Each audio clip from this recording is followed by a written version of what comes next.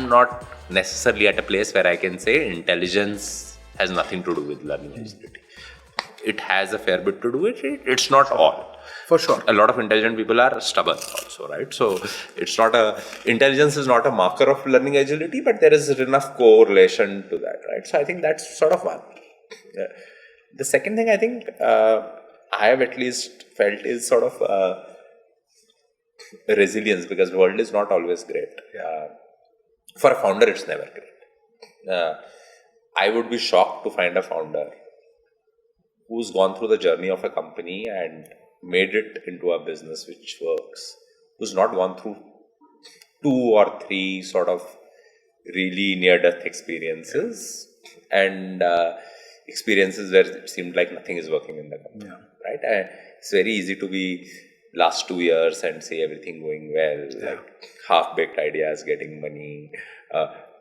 5 metric important hai, ek khil gaya to getting the next round, right? And again, great, you should capitalize on it. I have nothing wrong with it.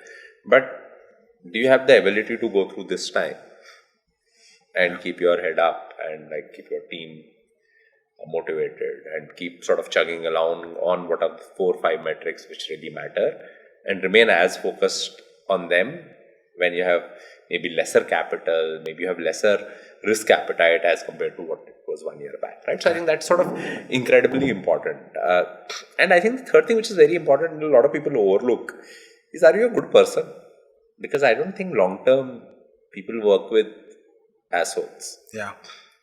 Which is very fundamentally different from the way founders have been painted, right? Like even Silicon Valley or India, like founders are painted, not painted, but also painted, and then they kind of the commitment bias to the stereotype, right? If I'm not an asshole, if I'm not extracting value at every stage, there's a lesser chance I'll be successful. So good people, I've seen good founders or good people who are founders transform into this bizarre human being who's trying to be an asshole, shouting at people in meetings, negotiating poorly with investors, just because they feel that that's the only path to success, because that's how it's been painted. And I think it's a lack of distinction on where do you want to extract value and where do you want to leave value on the table.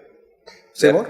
There are some conversations, like if you are sort of negotiating, for example, terms of a contract which is 20% of your cash in the bank over the next 2 years, you want to be a fucking asshole. You want to get the best deal for your company.